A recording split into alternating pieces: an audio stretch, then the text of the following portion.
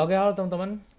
Untuk di video kali ini, bukan kali ini ya, ini video pertama gue di YouTube. Mudah-mudahan dengan tujuan gue itu bikin channel ini agar lebih tepatnya sih untuk sekarang kontennya buat UI designer, user interface designer. Mudah-mudahan bisa ngebantu kalau misalkan ada beberapa hal yang ini dibikin kayak gini gimana caranya dan lain sebagainya, itu gue bakalan coba praktekin dan bikin tutorialnya di channel ini ya. Oke, dan seperti yang ada di judul, gue sekarang bakalan bikin sebuah button. Jadi ketika di prototype itu nantinya dia bakalan ada di bawah terus si buttonnya ya. Nah, ini buttonnya gue udah bikin satu. Nih bikinnya juga gampang, maksudnya ya nggak serumit itu. Kalau mau dipraktekin, kita bikin rectangle, ukurannya berapa nih, 1180 sama 99. Nah kayak sorry, nah kayak gini, warnanya gue bakalan ganti. Lalu untuk buttonnya ini juga kalau kalian lihat gue nggak rapi banget, ini cuman asal aja. Ini gue grup, terus save sama si rectangle-nya kalau kita ke atasin. Nah ini kalau misalkan ada masalah kayak gini, kok tiba-tiba ke bawah nggak muncul di permukaan atas, ini lu bisa pindahin. Salah satu caranya lu bisa pindahin ini ke atas, atau lu bisa kalau di Mac itu kontrol klik, kalau di itu klik kanan biasanya. Kalau di Windows lu bisa masuk atau klik bring to front, jadi ini bakal di atas. Itu untuk sekedar tipsnya aja sih. Ini gue bakalan groovein, tapi gue bakalan pakai yang ini aja sih, karena ini udah ada struknya ya. Gue udah rencanain kayak gitu, jadi biar lebih match ke desainnya. Nah di sini ini udah ada desain, nanti gue bakalan pakai ini, dan ada dua metode yang gue pakai ya.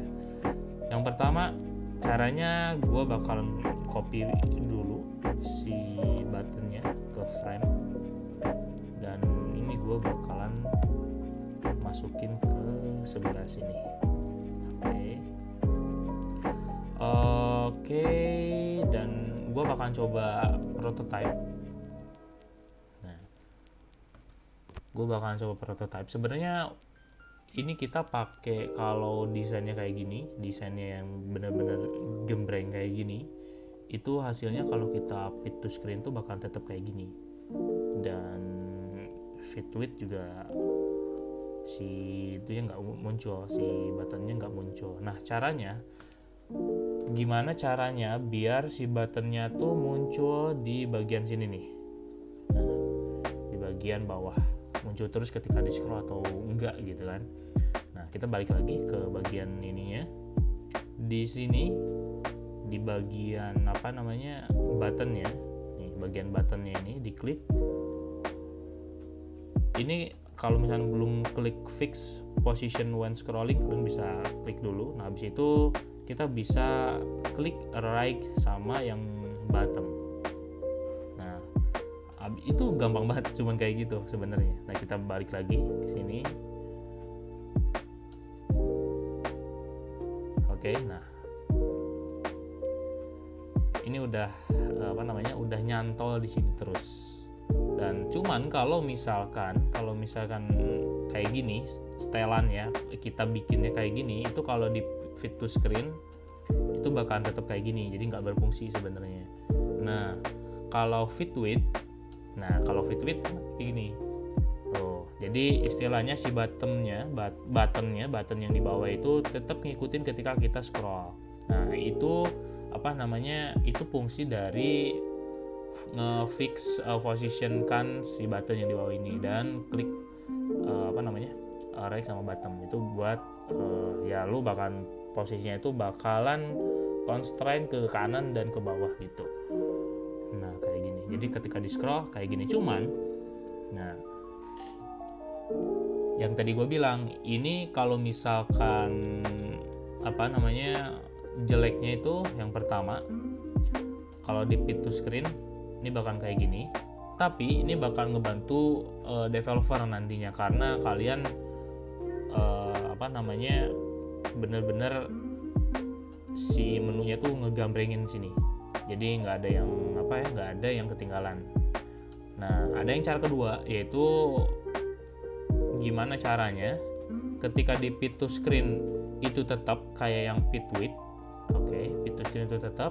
Lalu yang gua jadi acuan itu adalah ketika di scroll, gua pengen si ini sidebarnya itu tetap gitu, nggak ngikut ketika di scroll. Kan nggak enak tuh ketika di scroll tiba-tiba gue mau ngeklik ke dashboard atau kayak gimana. Nah, ini gue bakalan jawab lagi. Sekarang kita bakalan masuk ke frame. Nah, ini bakalan gue copy aja. Terus sekarang desktop itu ukurannya biasa berapa sih?